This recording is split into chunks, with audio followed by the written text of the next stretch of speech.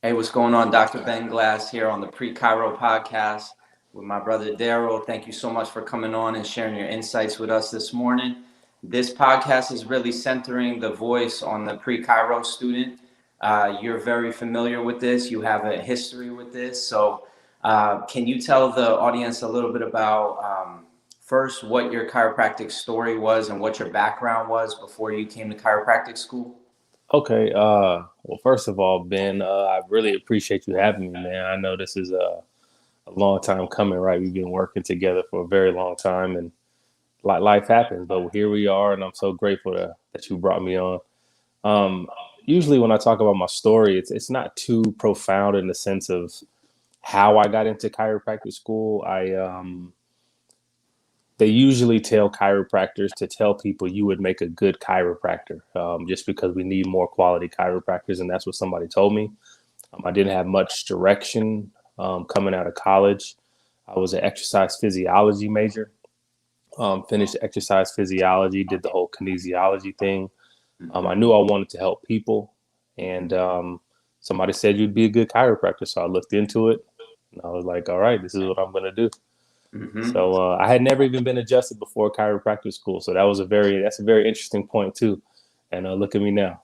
So We are going to take a deep look into the path that you took because I believe it's very unique. I want to keep it very focused though on how we can provide some value. What types of questions should pre-chiropractic students be asking themselves? Maybe you have some insight after having spoken to prospective students yeah. for a while. What are the types of things that you think students should be thinking of? I think first and foremost is if you want to dedicate yourself to a life of service, and I say that because chiropractic isn't the easiest road when it comes to a way to help people, because we can help people in a lot of different ways, but chiropractic is actually a little bit different, and not necessarily different from what it is that we do, but it's a little bit different from what people understand health to be. So you really want to make sure that you're dedicated to a life of service, a life of educating people, showing people a different way, basically, because again, our culture doesn't necessarily share with us how we heal or how to be healthy as much as it is creates customers or consumers. So you really want to make sure that you're dedicating yourself to education, dedicating yourself to a life of service, and also being willing to dive deep into what makes chiropractic different. So that way you're valuable as a practitioner. No doubt, no doubt. Would you recommend that students start going deep into the philosophy of chiropractic before they even go to chiropractic school? I would say it's something to consider. Um, I wouldn't even take it as far as the philosophy of chiropractic as much as it is just a philosophy of life and health and healing. Start asking yourself, like, how do we heal? Why are we healthy? Why can you and I be in the same room and one person gets sick and the other person not? So I wouldn't necessarily call that chiropractic philosophy. I would just say start thinking outside of the box and start doing a little bit of research yourself. But if you want to get into chiropractic philosophy, obviously that's a good place to start. But because it'll teach you a lot. But just the philosophy in life. Because even if you're not a chiropractor, right, you still want to understand where health comes from, how to achieve Hmm. a high quality life, like simple things like that. No doubt. So you went to chiropractic school Mhm. and you had a pretty interesting experience there, right? I Yeah, mean, yeah, can you yeah. speak on some of the highlights of your student experience in chiropractic education? Uh, yeah. I'll say one of the first highlights was actually my intern experience, right? So as a chiropractic student, you have the opportunity to do a year internship at the end.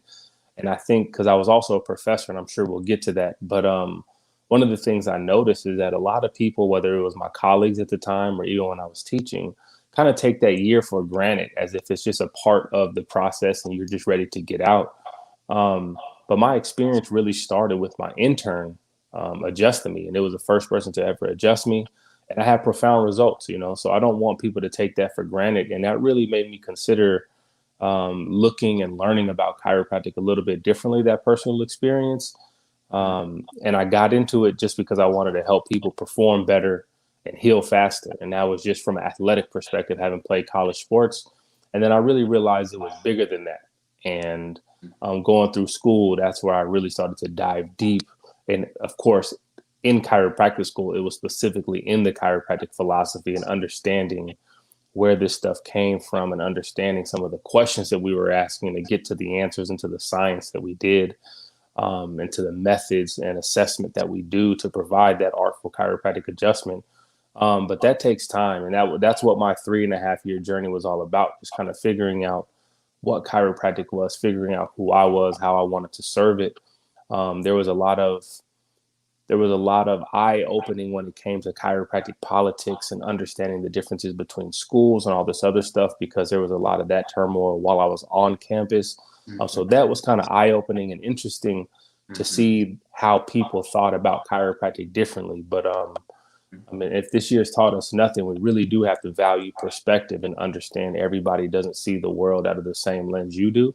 So it's very important to understand that in chiropractic also. Not everybody's going to understand the profession out of the same lens you do, but also when we're talking about the community, they're not going to see health out of the same lens we do. So that's why we have to dedicate ourselves. Yeah, most definitely. Yeah. Right around the time you were an intern, I was also an intern, and we started doing this little project where we would go out into the community and just practice communicating chiropractic with people that we didn't know, that we had never met before. And it was really kind of inspiring to just recognize that people were on the vibe. Like you would share the message of chiropractic and people were receptive. They would show love. You know, you were coming from a place of love when you were sharing it, because you were uncomfortable a little bit and you just wanted that sort of validation. But at the same time, you were also just like sharing a really profound message. So can you share a little bit about what it takes to become clear on chiropractic and like that certainty that we need as chiropractors in regards to like who we are as chiropractors and that identity? Because I think that both you and I, we went to chiropractic school. We had a completely different identity. I was also a college athlete. I didn't know what chiropractic was. I had been adjusted a handful of times, but it wasn't like adjusted. It was kind of just like I had seen a chiropractor. It was like just checking out the profession. I had been told to kind of look elsewhere, and I was just going off on my own and see like what it was. And I wasn't inspired by it, so I wasn't really thinking chiropractic. But can you talk a little bit about how far you've come in regards to becoming clear on what chiropractic is and like certainty as a chiropractor? Yeah. That's a great question. I appreciate you bringing up those videos, because it's like we kind of take it for granted, and I almost forgot about it. But I think that's the answer. One, getting uncomfortable, right? You have to get really uncomfortable with your paradigm, where you are, what's your platform, right? You have to get really uncomfortable what that is and what you want that to become. Two is a level of curiosity. You mentioned those videos, and again, that's what it was. We were curious. We wanted to know what other people thought about health. We wanted to know what they thought about chiropractic. We wanted to know, again, simple questions like what controls your body? You know what I mean? So a genuine curiosity. So be willing to get uncomfortable, be curious. And last, I would say be vulnerable.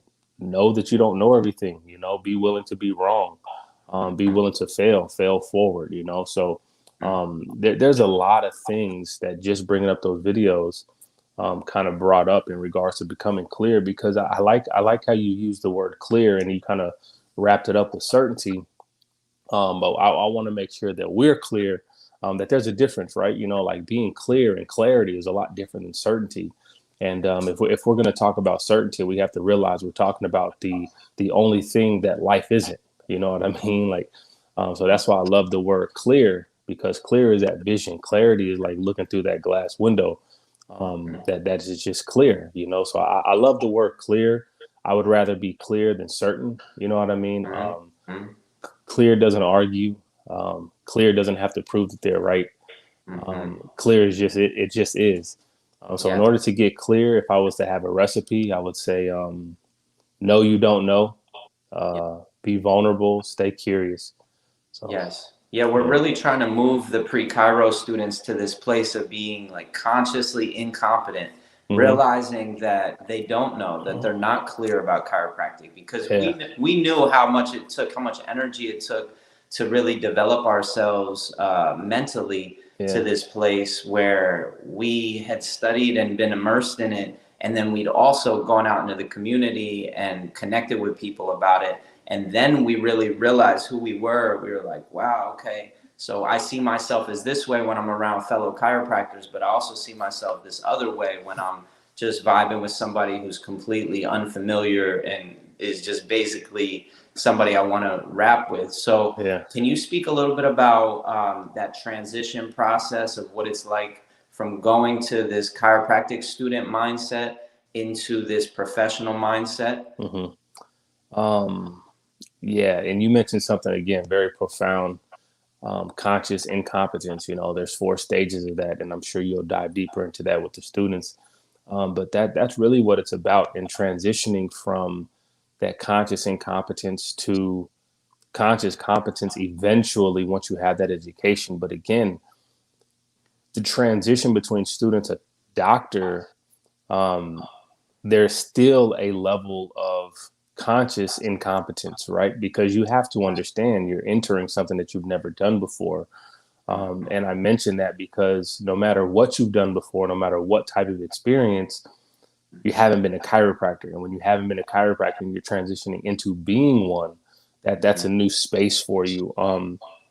So I always would explain to students that there's going to be different levels of resistance, right? And our goal is to continue to push through that resistance.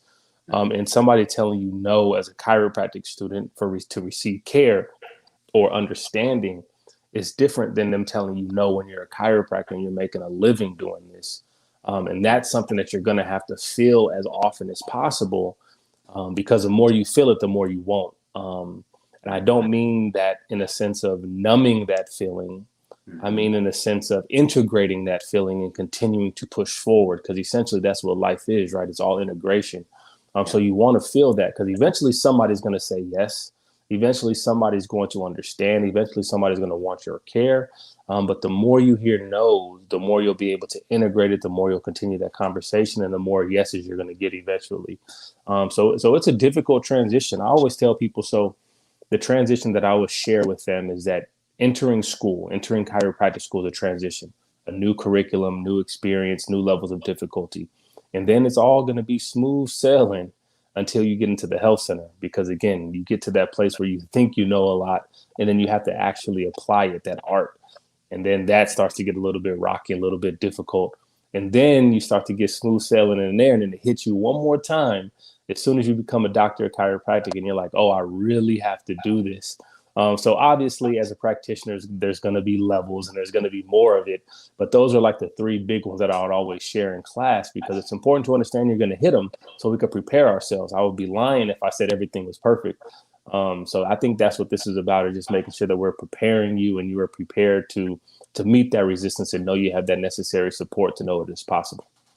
No doubt. Yeah. So that discipline and that dedication is crucial. And we want to be clear on that it takes effort and it takes time. Over time, with continuous effort, people are going to get there.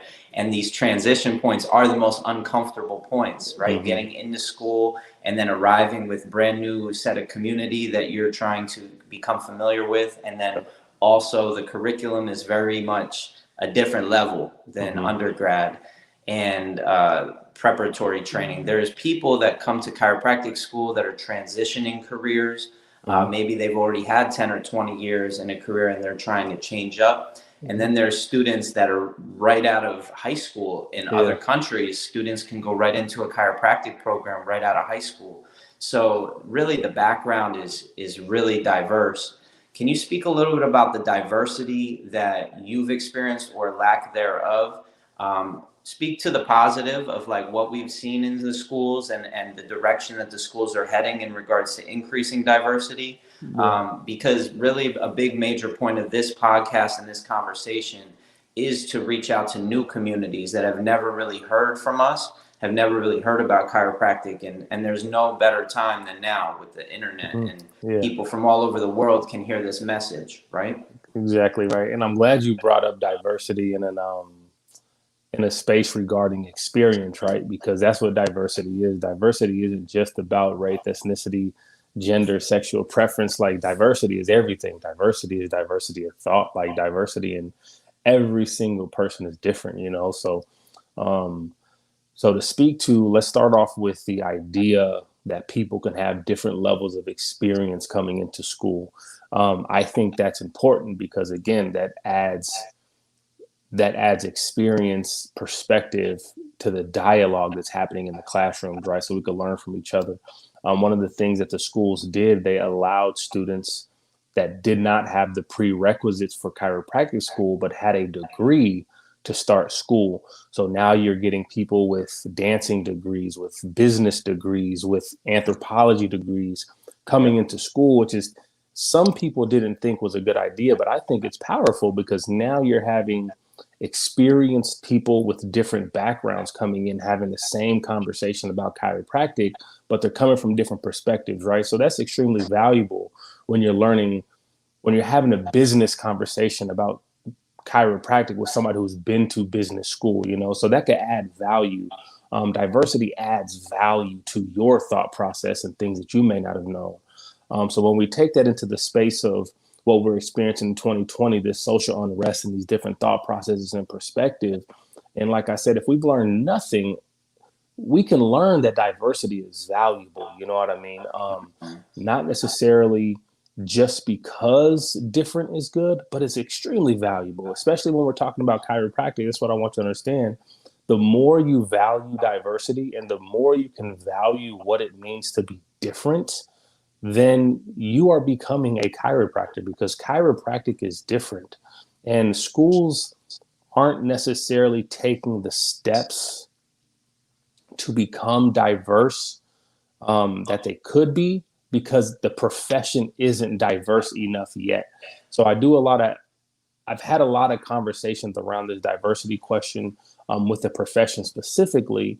And we have to understand that we can't expect a non-diverse profession to become diverse through just what they've been doing. We have to change something. And that's why I respect you so much for doing this, because we can't do the same thing and expect different results, right? That's literally the definition of insanity. So when we have a profession that's not as diverse as we would like, even some of their outreach is a little bit inorganic and is a little bit difficult, right?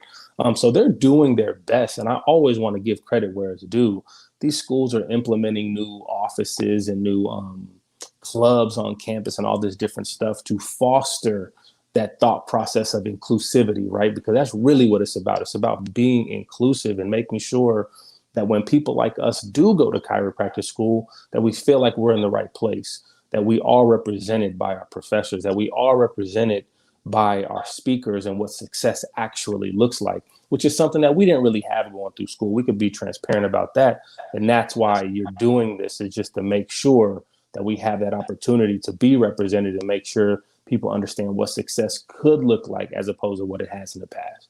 Most definitely. Yeah, there's so much to unpack with that statement you just made.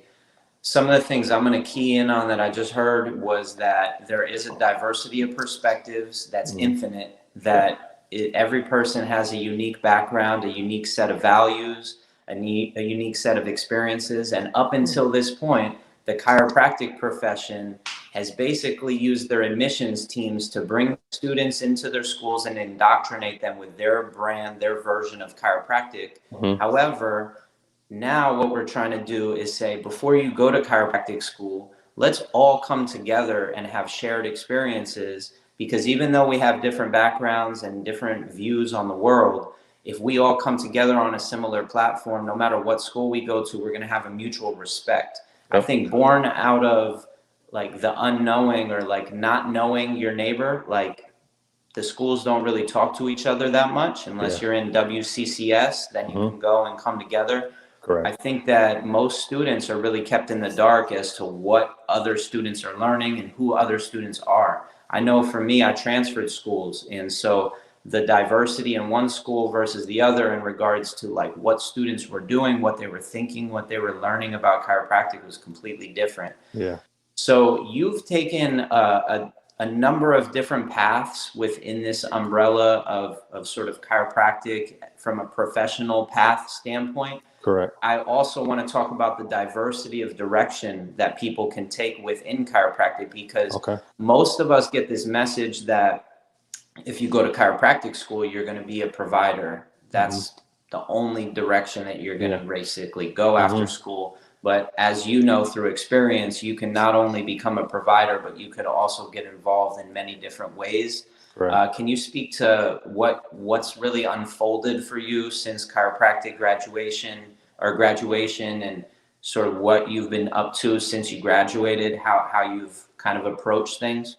Yeah. So, um, again, just to speak on my perspective a little bit, I was a chiropractic student, having never received chiropractic care. After chiropractic school, I traveled out of the country to practice chiropractic. I came back to the United States and I worked for an enrollment department in a chiropractic school.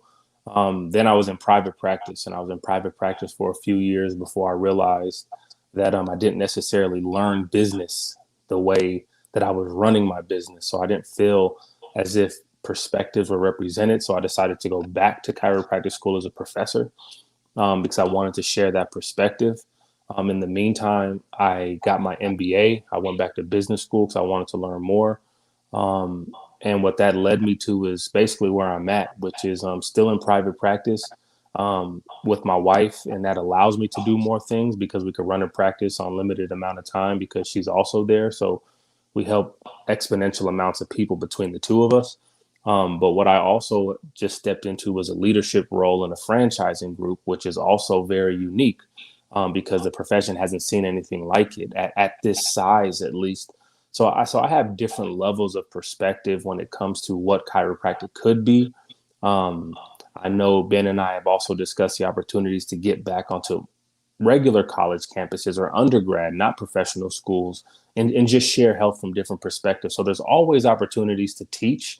And that's what you're doing in every single aspect of this, is just teaching a new perspective. So when you talk about opportunity, what chiropractic could be, it could be just about anything. It really just depends on what you want your life to look like, right? You could be in private practice full time, and full time could be 40 hours, so full time could be 20 hours. If you're an entrepreneur, we know that's going to be 24 hours a day usually because it doesn't really stop. You can be an associate or you can work for somebody. And technically, I want to change the terminology. I don't even want to call doctors that are hired in an office associates because there's very few professions that talk like that. They're just chiropractors, but that's systemic oppression or systematic oppression that we could talk about in chiropractic later, maybe. But the reality is, you can do that. You can be an independent contractor where you're renting space. You could be an entrepreneur and buy one of these franchises. You know, that's another thing that we don't really talk about. You don't have to own your own private practice to be an entrepreneur in this chiropractic realm. The reason that I mentioned that is because that's kind of the realm that I'm playing with right now. And it's extremely profound because I'm seeing non chiropractors want to get into the chiropractic entrepreneurship realm because they see it's lucrative, because they understand numbers, they understand healthcare. A lot of times, chiropractors have a level of uniqueness that's a little bit resistant to consistency and collaboration. And I think that has been a detriment to our profession, unfortunately. And as unique as we are as individuals, it's very important to have a unified voice, like Ben said, with the idea of collaborating and having mutual respect for each other. I'm learning that what has to come before respect is that clarity or that decision of what we are trying to accomplish. If we don't know what we're trying to accomplish, we're all going to be trying to accomplish a similar goal or different goals on our own. And that's what's kind of taken the chiropractic in this little tailspin of not really making progress in the 125 years that it's been around. But we have opportunities to do that. And podcasts like this, talking about this prior to getting into school or prior to having these experiences, is very important because, above all, we have to have respect in a direction. Yes, and I believe there's opportunities that most students are not aware of. If you are interested in a specific technique, recognize that there's other schools with students interested in that same technique Mm-hmm. that are gaining access to different resources that would help you in your path. And so, what you're describing with the direction you're going and getting involved with this franchise model, and Mm-hmm. really trying to, I believe what you're trying to do is make sure you've got your finger on the pulse of how the profession's being marketed, what the Mm-hmm. messaging of the profession is, and also the systems and procedures in these franchise clinics are so crucial so that the general public is able to really get a continuity, get a consistency in their experiences. If they recommend their friend goes to the chiropractor, they're going to go to have an experience at this franchise that's similar to the experience they had because there's continuity there. I know that for me, one of the most sort of eye-opening things before I went to chiropractic school, this chiropractor in his seminar said, raise your hand if you feel comfortable referring to the chiropractor in your white page, like close your eyes, point to a random chiropractor. How many of you would refer to that chiropractor if you didn't know them? And nobody has trust. And so I believe what you're describing is we need to develop a clear picture of what's being offered and what the offerings are, so that students can really come together, the profession can come together and just be on the same page somewhat. You know, even if we want to do it in different ways, at least we're clearly moving towards the same goal. You know, there's very few healthcare professions that have multiple different political organizations that are representing the values and the vision for the profession. Exactly.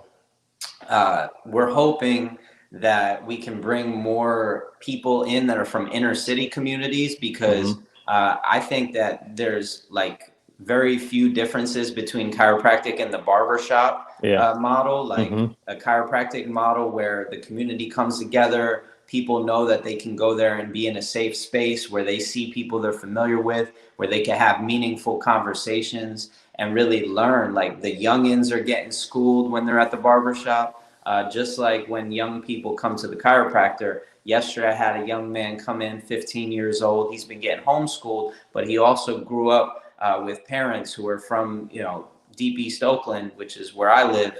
And he was looking at what I was doing almost like Marvel superhero. You know, he's really into the old martial arts movies, and he sees the parallels between chiropractic and that application with martial arts, which he's really interested in. So I believe there, like you said, chiropractic could be made into so many different versions of itself based on who we're talking to. But the message needs to be consistent. And that's something that I really appreciate what you're talking about doing. To talk to the chiropractic entrepreneurship piece, yes, from my perspective, the model that I'm trying to promote to pre-chiro students is to think of a chiropractor as being made up of a scientist, a thinker, an artist, a teacher, and an entrepreneur. And I believe it's very valuable to start to see yourself as an entrepreneur early on. I'm encouraging prospective students to start their own business even, or get involved in an entrepreneurial venture.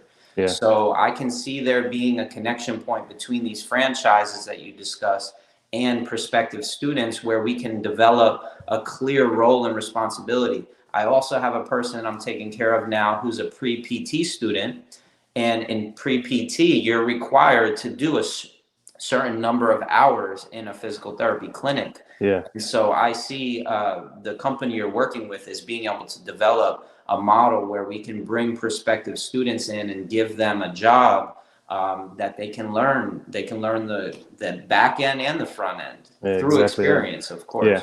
You said a lot of great things, man. And you're right. It's just a matter, you hit the nail on the head in regards to what I'm doing, why I'm trying to do it. You mentioned the barbershop and this idea of community. I think that's what it needs to be. They need to be everywhere. They need to be a safe space. And we need to just make sure that we're making this accessible to everybody, but we can't make it accessible without adequate education. Everybody knows they need a haircut just because that's just how we've been raised and it's aesthetically pleasing. Everybody doesn't know they need to get their spine checked and adjusted when necessary, you know? So we have to really start to portray value for that. So it's as regular as going to get that weekly haircut. So that's a great parallel, and I'm here for everything, man, because I know how passionate you are about it, and I want to make sure that we're making this accessible to everybody so we could diversify this profession, not necessarily just from race, ethnicity, gender, sexual preference, but again, that thought process to make sure that we're moving us forward in the right direction with that clarity. Absolutely. Imagine you were an incoming student that knew that you could go and get a job in a corporate setting and make an impact on the world through chiropractic on a corporate level, or that you knew you could go become a professor. And so you entered into the program knowing you'd be teaching one day. and you were really trying to understand the elements of that. So anyway, I just want to thank you for your perspectives, man. Is there any last sort of moments of clarity that you want to share with students today that are watching this, that are considering the profession, or that are chiropractic students right now? Like, so we're in 2020, there's a lot of adversity, there's a lot of need for good guidance and clear messages to these people that are having to adapt so intensively. Focus on possibility. You know, it's one thing to be told what's possible. It's one thing to be told what to do. It's one thing to look at what exists already and try to replicate it. Be innovative, focus on possibility, understand your perspective is valuable. Understand that you problem solve differently just based on your life experiences out of necessity, and that's extremely valuable. You're going to look at chiropractic, you're going to look at healthcare completely differently, and that's valuable. I've used the word value a number of times because it's what it's about. It's not about price. It's not about money. It's about creating value. And when you create value, you have something that people need. You're going to live a life of service that is going to be in abundance. So just make sure you understand how valuable your perspective is. Know that you're one of one, and stay focused on that possibility, and know chiropractic is one of them. I want to congratulate you on breaking the mold, man. You paving a new way. You shining light on things people aren't considering. That's what I'm aiming to do too. That's why we vibe. And, you know, I just want to, appreciate you, brother. Thank you. Always, man. Always. I appreciate you. No doubt, man.